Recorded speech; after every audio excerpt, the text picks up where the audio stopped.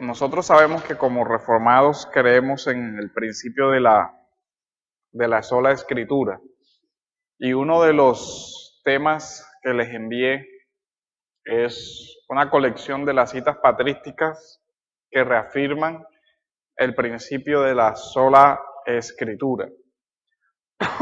Con lo que nosotros vemos o vamos a ir viendo que los lemas de la reforma o las doctrinas de la reforma protestante no fueron algo que surgieron en el siglo XVI o en el siglo XV por generación espontánea, en el caso de los reformadores.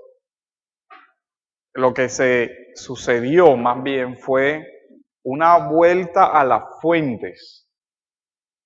Volvieron los reformadores a encontrarse con la teología de los primeros siglos y a desenterrar muchos aspectos de las doctrinas que estaban contenidas en estos escritos, pero que habían sido tergiversadas o mal interpretadas o adaptadas en muchos de los aspectos.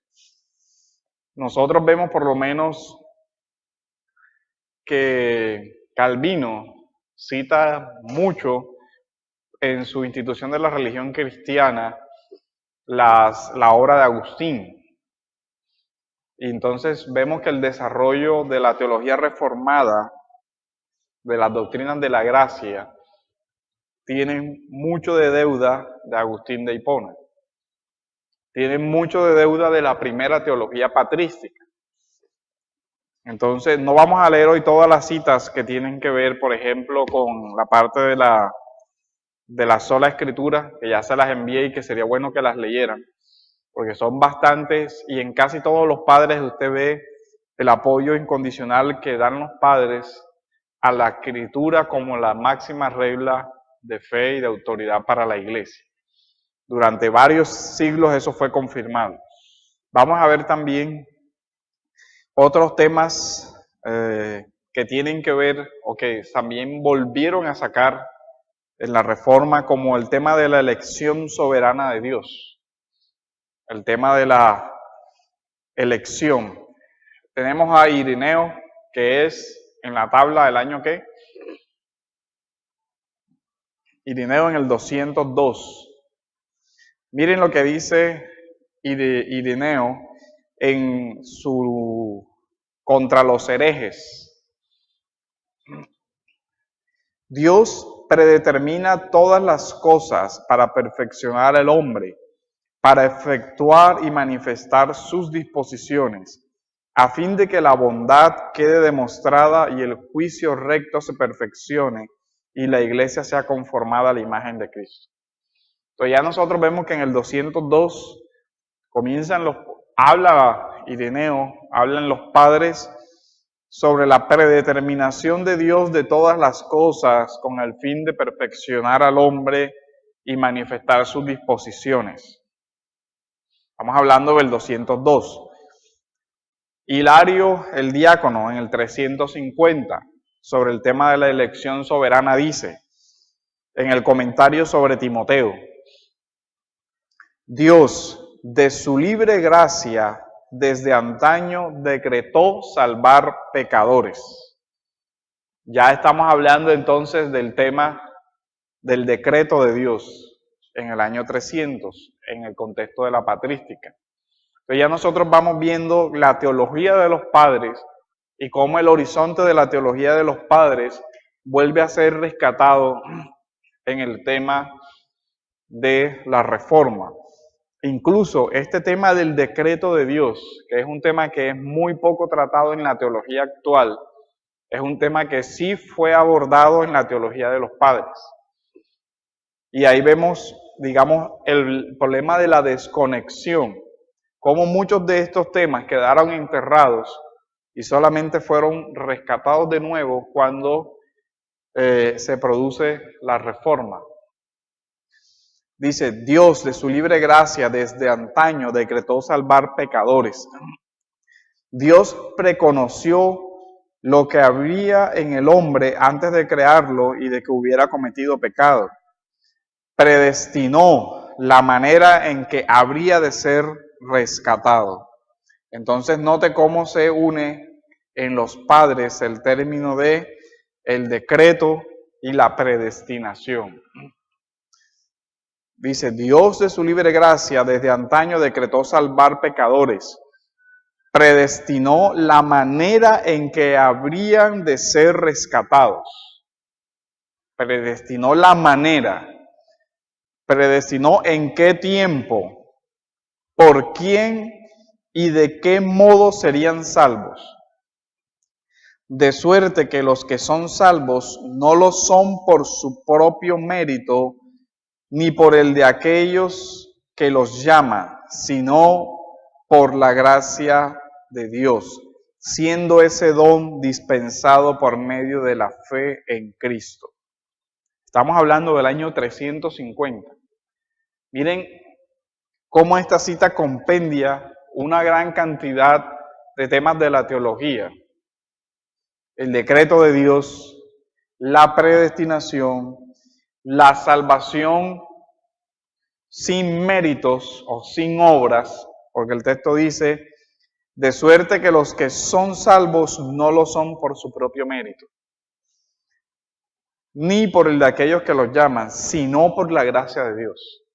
Ya estamos hablando en el año 350 de la salvación solo por la gracia de Dios y por medio de la fe en Cristo.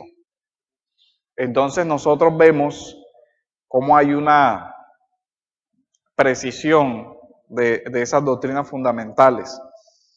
Sobre la naturaleza del pecado, por ejemplo, vemos a Justino Mártir en el diálogo con Trifón, que dice, nacemos pecadores, somos enteramente carne y sangre y ninguna cosa buena mora en nosotros. El hombre, por sus facultades naturales de su mente, no puede obtener conocimiento de las cosas divinas. Ni por medio, ni por ningún poder innato puede salvarse a sí mismo y ganar la vida eterna. ¿Cómo se llama esa doctrina? La depravación total. La condición en la que está el hombre. Por eso decíamos, es importante que nosotros tengamos conciencia que la enseñanza de los reformadores no fue algo que creyó la iglesia en el siglo XV, sino que fue algo que creyó la iglesia en los primeros 4 siglos y que por influencia del catolicismo romano se pierde y vuelve a ser rescatado por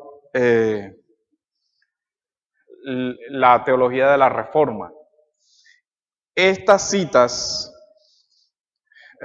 nosotros las vamos a ver como un sendero de la teología de los padres, cómo va abriendo camino a la futura teología de la Reforma.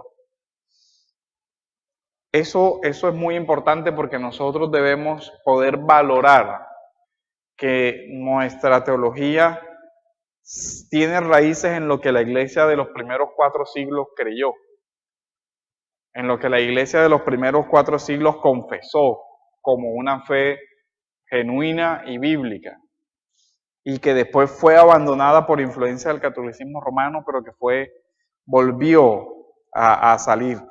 Miren cómo Justino dice, nacemos pecadores, el pecado original, el pecado heredado de Adán, y ninguna cosa buena mora en nosotros. Hay una total corrupción del ser humano.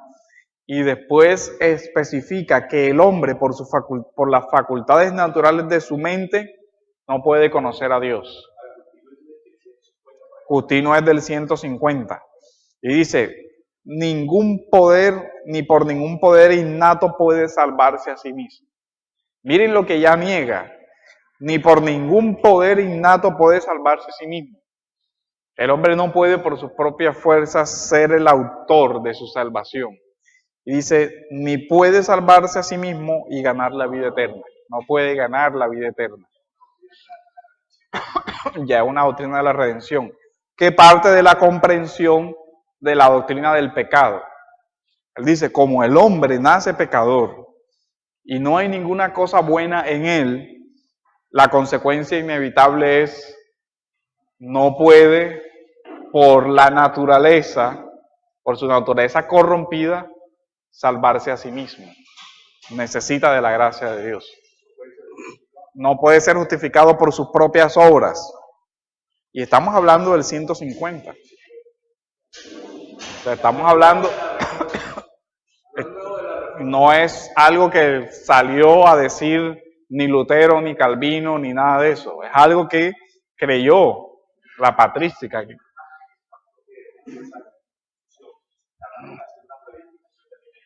Sí, es que el tema no es ajeno a la patrística. De hecho, digamos que el que más habló del tema, o tenemos más escrito sobre el tema, fue Agustín. Pero por lo menos ya nosotros vemos que Hilario habla del decreto de Dios y de la predestinación en el 350 también. Ajá. Entonces, Hilario ya habla del decreto de Dios y de la predestinación. Justino Mártir habla de la depravación del hombre y de la imposibilidad como consecuencia de la depravación de que el hombre se salve. Jerónimo en el 400 dice, si alguno considera este cuerpo de humildad en que nacemos, si alguno lo considera, nadie está puro de inmundicia. Aunque su vida es solo un día y sus meses están contados, verá cómo nacemos con impureza y en incircuncisión del corazón. Ya Jerónimo hablando otra vez de la depravación, de la condición de impureza del ser humano. Sobre el tema de la expiación de Cristo, en el año 400, Jerónimo dice, sin la sangre del Señor Jesús nadie puede acercarse a Dios. Comentario a los Efesios de Jerónimo. Sin la sangre del Señor Jesús nadie puede acercarse a Dios, porque Él es nuestra paz. Comentario a los Efesios, comentando el versículo de Cristo es nuestra paz, que de los dos pueblos y todo lo demás. Sobre la gracia, Ambrosio, en el año 400, en el comentario sobre Jacob, dice, comentando Juan 5 del 6 al 7, dice, ¿quién? Cuando le place, en quien le place, y en cuantos le place, y tanto como le place, inspira por su buena voluntad. Por lo tanto, Él llena de su gracia a quien le place y tanto como le place. Hablando de la soberana gracia de Dios que Él da a quien le place, cuando le place, a cuantos le place y cuanto le plazca. Hablando de la absoluta soberanía de Dios en cuanto a su gracia. Estamos hablando del año 400. Y más adelante dice en el comentario de los Salmos, también Ambrosio, la perseverancia, miren que ya hemos recorrido casi todas las doctrinas de la gracia, la perseverancia no depende del hombre que quiere o que corre, porque no está en el poder del hombre, sino que depende de Dios que tiene misericordia, para que puedas tú acabar lo que has comenzado. Sobre el tema de la perseverancia de los santos.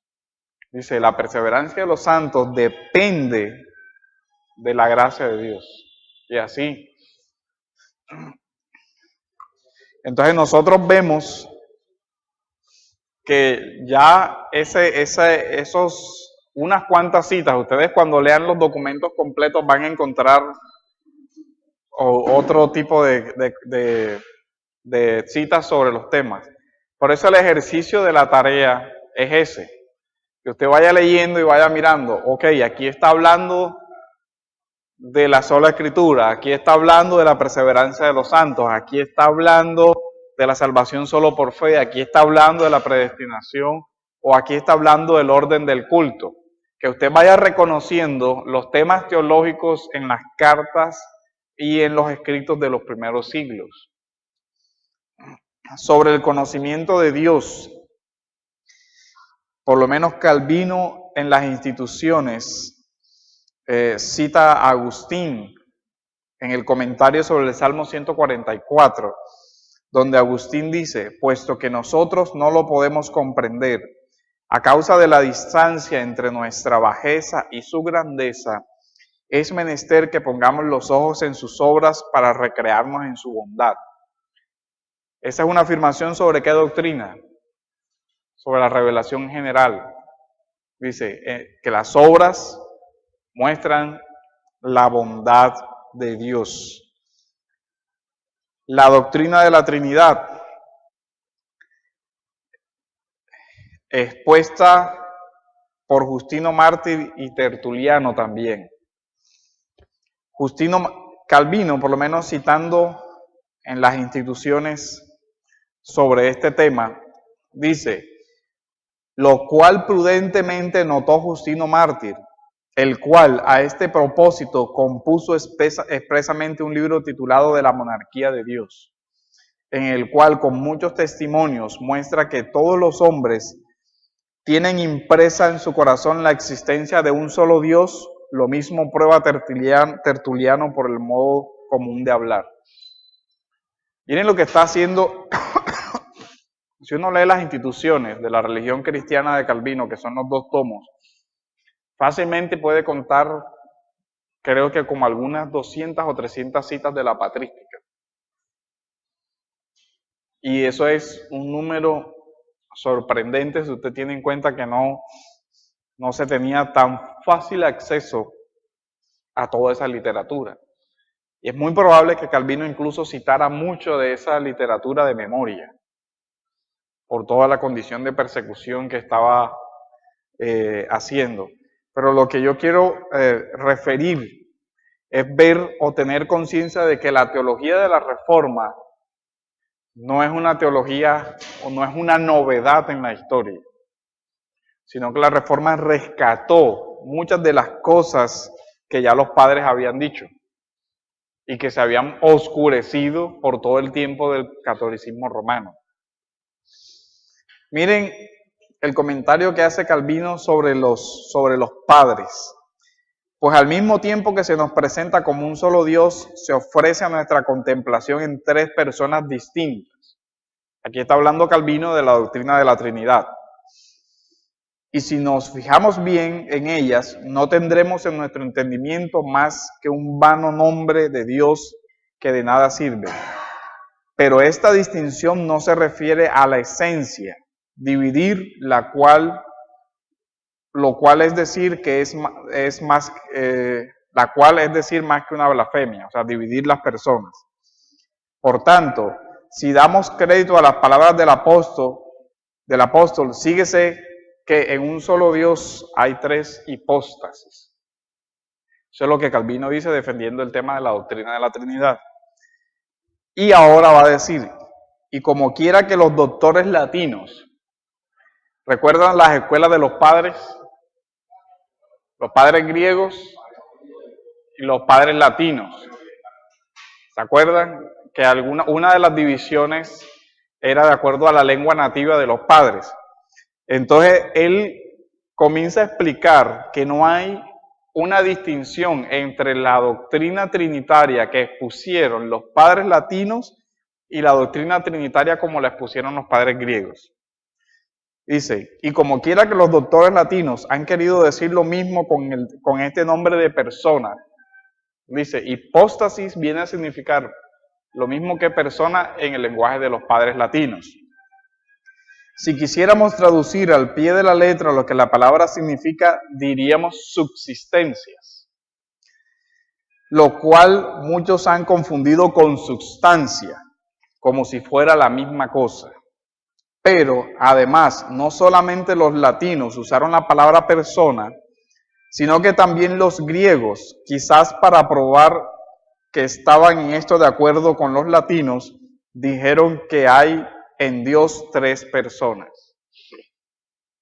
Ahora, uno se pregunta, ¿por qué la necesidad de Calvino de demostrar que tanto los padres latinos como los padres griegos estaban de acuerdo con el tema de la Trinidad? ¿Por qué fundar o defender y aclarar el tema de que las dos escuelas de los padres defendieron la Trinidad, por ejemplo. Entonces, es importante reconocer que hay unas fuentes patrísticas muy fuertes en la teología de la Reforma. Calvino también dice, y no me desagrada la definición de Tertuliano con tal de que se entienda bien, que la Trinidad de personas es una disposición en Dios o un orden que no cambie en nada la unidad de la esencia. Él está otra vez diciendo, Tertuliano lo define bien, aunque usa palabras confusas, la doctrina de la Trinidad. Después cita Calvino otra vez a Tertuliano y dice, hay que creer en el Padre y en el Hijo y en el Espíritu Santo, en cada uno según su nombre y su persona. Ahora, ¿de qué época es Tertuliano? Del 200. Entonces nosotros tenemos que la doctrina trinitaria ya era claramente defendida por los padres en el año 200. Con lo que nosotros ubicamos que las doctrinas, las herejías trinitarias son ya muy posteriores a eso. Calvino es 1500 algo. Las instituciones. Siglo XVI. Está haciendo la teología patrística. Y son citas textuales. Por lo menos la de Tertuliano, está en la institución de la religión cristiana en el tomo 1, en la página 94. Yo soy en el Padre y el Padre en mí. Por esta causa los doctores eclesiásticos no admiten diferencia alguna en cuanto a la esencia entre personas.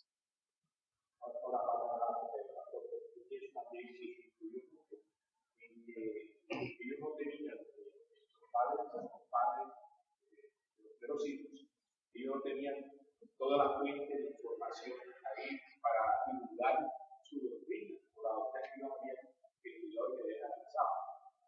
En cambio, ya cuando ya había Calvino, ya había una cantidad de libros de literatura más abierta para poder discutir toda esta clase de doctrina. Claro, lo que queremos demostrar es cómo los padres sí entendieron por lo menos estas doctrinas esenciales. La sola escritura, la elección, la predestinación, la justificación adecuadamente. Y que nosotros con toda tranquilidad podemos decir, lo que nosotros creemos hoy no es un salto que se pegó o que pegamos desde el siglo I hasta el siglo XVI. No es que aquí se creyó una cosa y después en el siglo XVI otra, sino que lo que nosotros estamos creyendo hoy, se creyó la iglesia en el siglo I, en el siglo II, en el siglo III, en el siglo IV, en el siglo V. ¿Cuándo hay el quiebre? Con el catolicismo romano. Y el catolicismo romano en gran parte oscurece la teología de los primeros siglos e interpreta mal mucha de la teología de los padres. Por lo menos hablando sobre el tema de la Trinidad, él dice, yo soy en el Padre y el Padre en mí. Por esta causa los doctores eclesiásticos no admiten diferencia alguna en cuanto a la esencia de personas. Y para esa sola afirmación que hace Calvino en sus instituciones cita a Agustín en las homilías 38, el de Trinitate de Agustín, el Ad Pascendi, cita a Cirilo en el de Trinitate, cita los diálogos de Agustín y cita el comentario de Agustín sobre el Salmo 109. Solamente para esa afirmación. Entonces nosotros vemos un uso muy abundante de la teología patrística. La providencia de Dios, cita de Agustín, si todos los pecados fuesen ahora públicamente castigados, se creería que ninguna cosa se reserva para el último juicio. Por otra parte, si Dios no castigase ningún pecado públicamente, se creería que ya no hay providencia divina. Agustín en la Ciudad de Dios. la doctrina de la providencia. Y así, del 400, ya la doctrina de la providencia de Dios desarrollada. Como no sabemos todo cuanto Dios hace de nosotros con un orden maravilloso, obramos según la ley cuando somos guiados por una buena voluntad.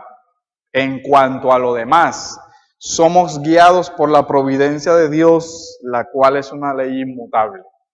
Agustín en el libro de las Cuestiones. O sea, nosotros vemos los elementos que nosotros tenemos en nuestras confesiones de fe, en el tema de la providencia, en el tema de la elección, en el tema del decreto, en el tema de la sola escritura, ya también son temas de la primera patrística. Ireneo, sobre la cristología. Ireneo, estamos en el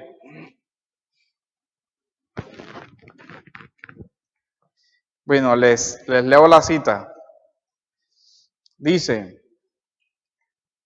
Calvino citando a Ireneo, en el capítulo 6, libro 3, expuso toda esta controversia. En aquel lugar, este santo varón insiste en que en aquel a quien la Escritura llama absolutamente Dios, es verdaderamente el único y solo Dios. Y luego dice que Jesucristo es llamado absolutamente Dios. Ahora está defendiendo Ireneo la doctrina de la deidad de Jesucristo. 150. Entonces el tema de la deidad de Cristo ya nosotros lo vemos en el 150. Tengo una pregunta. Me surge. Hoy en día, aún dentro del ámbito protestante, hay incluso diferencias doctrinales que uno podría tener con algunos hermanos. Ahorita estamos citando un grupo de teólogos que citaba Calvino, tratando de compilar todas sus instituciones y todo, volviendo a lo que la iglesia primitiva creía, y creo que era mucho más unificada que lo que hoy tenemos, eso es claro. Sin embargo, mi pregunta es, y si de pronto discutimos con algún teólogo católico, un erudito, seguramente él también podrá citar algunos padres de la iglesia para sustentar sus posturas. ¿Cómo sería el tema de cómo los católicos romanos podrían utilizar también este tipo de apoyo histórico de ciertos padres de la iglesia, o cómo se podría manejar eso? Lo digo como desde el ámbito, creo que es una muy buena razón por la cual nosotros debemos estudiar los padres de la iglesia, para sustentar también el hecho de que la iglesia ha creído en lo que nosotros creemos. Pero creo que también habrá gente que refuta eso. Entonces, ¿qué se podría decir o cómo era ese tema entre ellos, los padres de la iglesia, con diferentes posturas? Un punto es que cuando usted vaya a estos temas, la mayoría de las citas de la patrística del catolicismo son los padres tardíos, los padres posteriores al siglo V, y sobre todo Tomás de Aquino, que ya es el año 1000 y pico, 1500, 1400, creo que es 1000 algo, no recuerdo ahora bien la fecha de Aquino. Aunque ellos citan mucho a Agustín, después se va a ver la diferencia entre el uso que ellos hacen de Agustín. Ahora, hay un dato, por ejemplo, en el caso específico del uso de Agustín. Agustín comienza teniendo ciertas posturas en su edad juvenil, por decirlo así. Pero después, Agustín, hay un libro de sus retractaciones, donde él aclara que muchas de esas posturas él las sostuvo al inicio de su peregrinaje cristiano, y después él se retracta de ellas. Entonces uno tendría que leer las retractaciones y el libro de las confesiones, donde ya Agustín revisa su vida y comienza a decir, yo dije tal cosa, pero ya esto no es así, creo esto y todo lo demás. Entonces, hay muchas citas que cuando se sacan del contexto en los padres son el uso que el catolicismo quiere hacer de ellas. Hasta descontextualizan también eso. Y como les digo, usan la mayoría de los padres tardíos. Ellos llevan la patrística hasta el siglo casi VII por allá. Mientras que nosotros creemos que realmente la doctrina patrística se mantuvo en su mayor pureza en los primeros siglos. Y hay que tener en cuenta que junto a la patrística están las confesiones de fe, que ese tema lo vamos a desarrollar ahorita, y eso nos sirve a nosotros de punto de anclaje también. La mayoría de los padres influenciaron en los primeros catecismos. Entonces uno puede ver la unanimidad de la doctrina patrística en esos primeros catecismos, que ahorita vamos a ver. Entonces, por lo menos, si usted ubica Nicea, ahí puede ver la unidad patrística en el siglo 300, en el tercer siglo. Y eso le puede dar a usted una referencia de dónde estuvo el punto de quiebre. En el tema de la Trinidad, por lo menos, dice, y si alguno todavía murmura que Irineo solamente tiene por Dios de Israel al Padre, le responderé lo que el mismo autor dice claramente, que Jesucristo es este mismo, y asimismo le aplica el texto de Habacuc, Dios vendrá de la parte del mediodía. ¿Qué está haciendo Calvino aquí?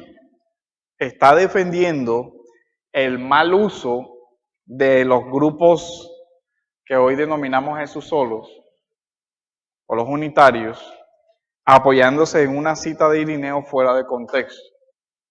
Porque los unitarios estaban diciendo que Irineo había defendido que solo había un Dios y era Dios el Padre, y que estaba negando la divinidad de Cristo. Y Calvino dice, eso no es así. Dice que Irineo dice, y luego que Jesucristo es llamado absolutamente Dios. Que la Escritura llama absolutamente Dios a un solo Dios, pero que después aclara Irineo que ese absolutamente Dios es el Hijo. Y afirma un poco más abajo que el Hijo es el creador del cielo y la tierra, que dio la ley por medio de Moisés y se apareció a los patriarcas. Y si alguno todavía murmura que Irineo solamente tiene por Dios de Israel al Padre, los que solo afirman que Dios es solo el Padre y el Padre se presenta también como Hijo y todo lo demás, él dice que no, porque Irineo le aplica el texto de Habacuc donde dice que Dios vendrá del mediodía y dice que se cumple en Jesús. Vemos la importancia del uso de la patrística, incluso sobre el tema de la cristología. Calvino comenta algo bien interesante y es cuando él dice, sobre este tema de la divinidad de Cristo, es en vano buscar en los padres argumentos para debilitar la divinidad de Jesucristo. Y él dice, claramente también se puede ver el acuerdo de todos los antiguos por el hecho de que Arrio no se atrevió en el concilio niceno a proponer su herejía con la autoridad ni aún de un solo doctor, lo cual él no hubiera omitido de tener posibilidad, ni tampoco padre alguno, griego o latino, de los que en este concilio se juntaron con Arrio, se excusó jamás de no ser de la misma opinión que sus predecesores. Pero miren el análisis que hace Calvino del concilio de Nicea. Él dice, Arrio no pudo citar ninguno de los padres para que lo apoyara en su negativa de la divinidad de Cristo. Dice, ni ninguno de los que estaban con Arrio citó la autoridad de ninguno de los doctores de la iglesia, de ninguno de los padres, para defender su doctrina de ataque a la divinidad de Cristo.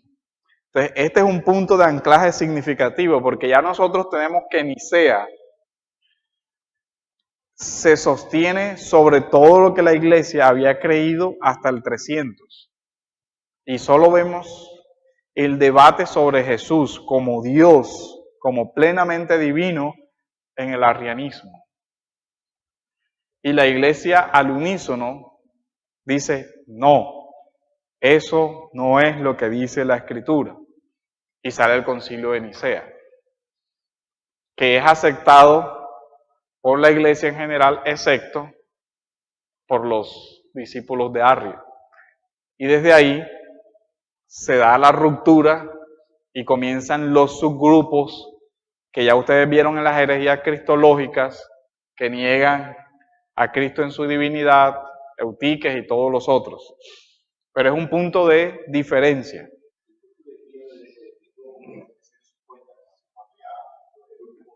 Sí, el Nicea, casi a final, todavía hasta el siglo con el credo de Atanasio, que ahora vamos a ver, veremos que todavía hay una doctrina establecida. Agustín habla también de la depravación y podemos leer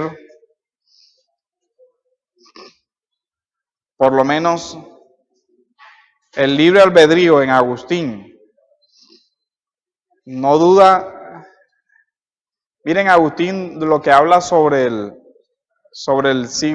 la doctrina del albedrío. Dice, es verdad que en cierto pasaje se vuelve contra los que niegan el albedrío, pero la razón que principalmente da es para que nadie se atreva a negar el arbitrio de la voluntad de tal manera que pretenda excusar el pecado.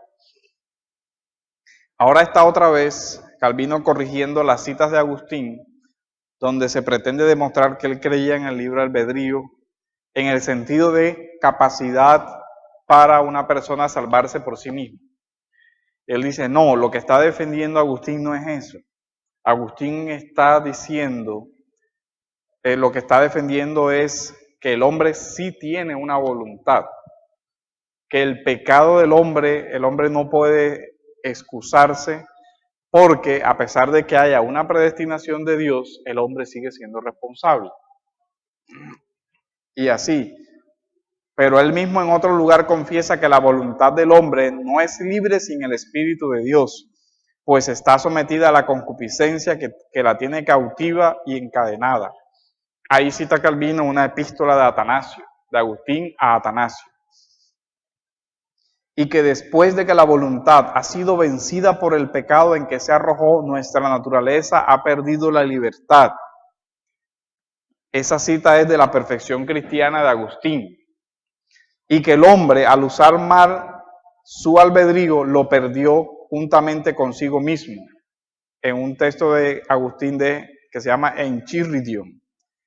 Y que el libre albedrío está cautivo y no puede hacer nada bueno. La carta a Bonifacio de Agustín. Y que no es libre lo que la gracia de Dios no ha liberado.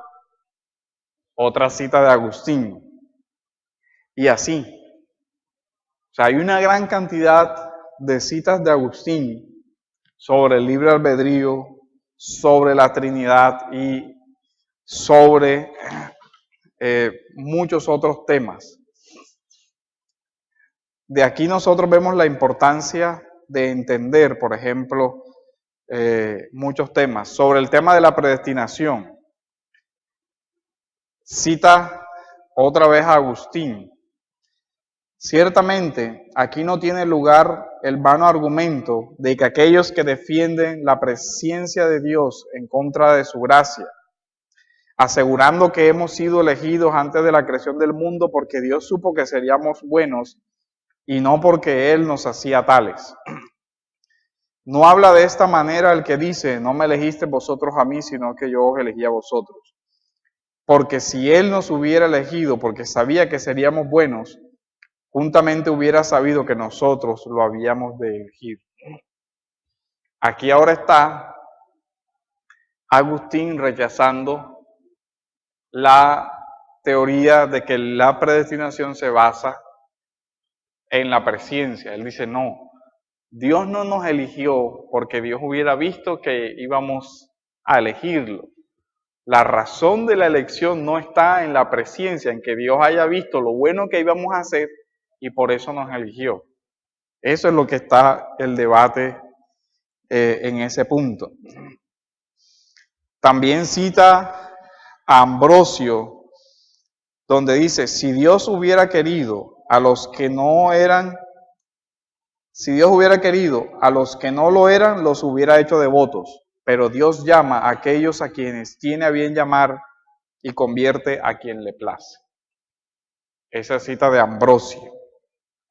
Ya también Ambrosio es creo que es como no recuerdo la fecha. Pero nosotros vemos la importancia de tener un anclaje en la historia, 400. Ya también el tema de la doctrina de la predestinación en el año 400.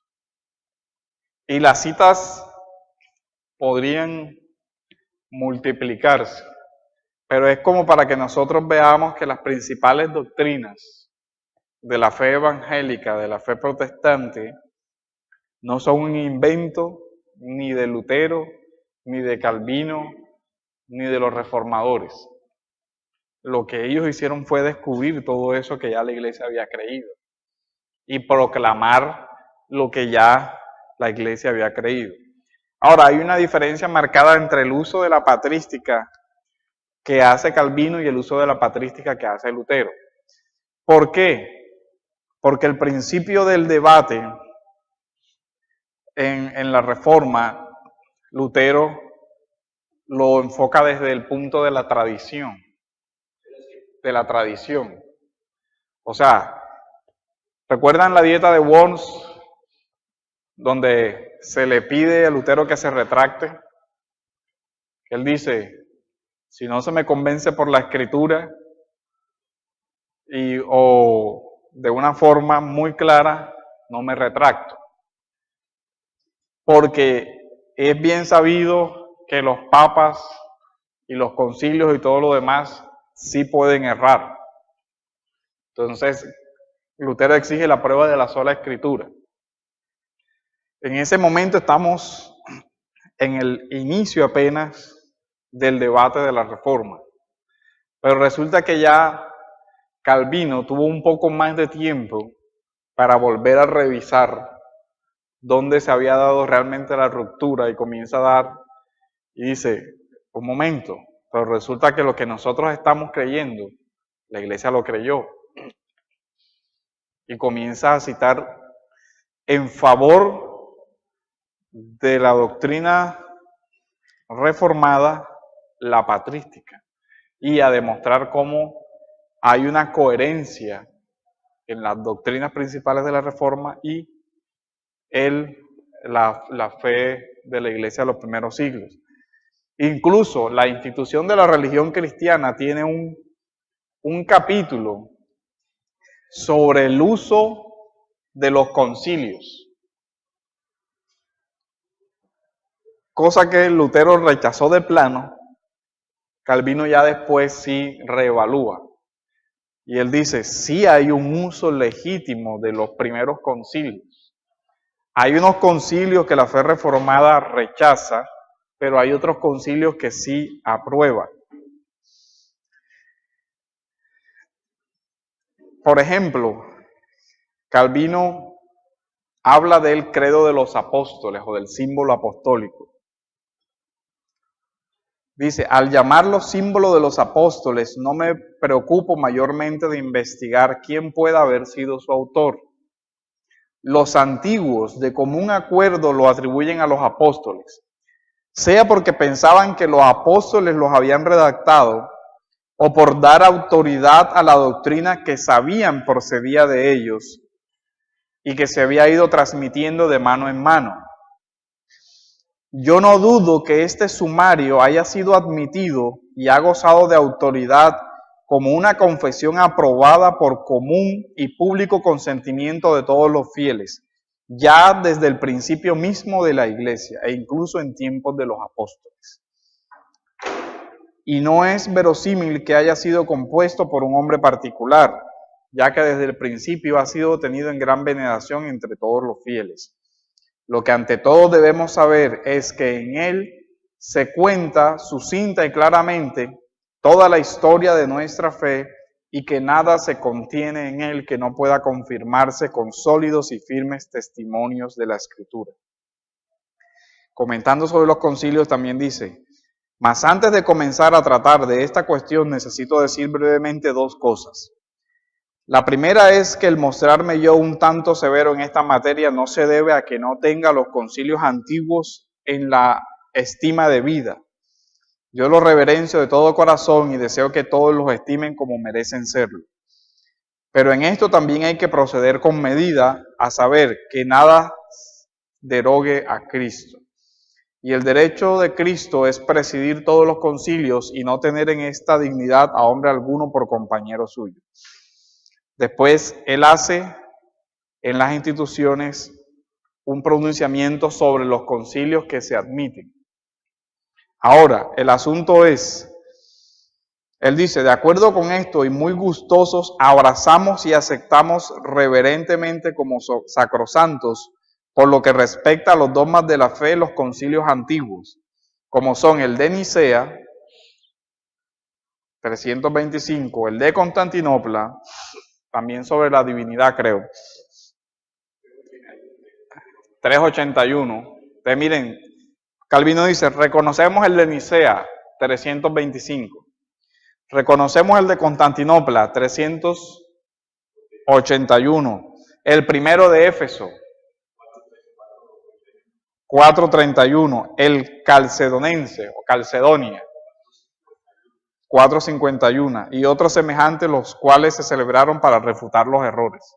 Entonces miren hasta dónde llega la unidad, hasta el 400 y algo. Incluso el de Atanasio, pues estos concilios no comprenden otra cosa que la pura y verdadera interpretación de la Escritura que los santos padres aplicaron con prudencia espiritual para destruir a los enemigos de la religión que entonces habían surgido. Pero, por ejemplo, dice Calvino que debe desecharse el concilio de Elvira, donde ya se comienzan a defender las imágenes. El concilio de Nicea II, 787, que también apoya el culto de las imágenes. Entonces, mire usted, ¿cuándo se comienza a introducir el tema de las imágenes? 787. Mientras que los otros concilios no se habían pronunciado sobre eso. Ahora, miren la relación que hay entre la primera confesionalidad de la iglesia y la patrística, que ese es otro punto importante. El credo apostólico. Y se le atribuye a los apóstoles, pero es de la época patrística, del siglo I. Después viene Nicea, ya padres tanto griegos como latinos participan en Nicea y al unísono rechazan el arrianismo.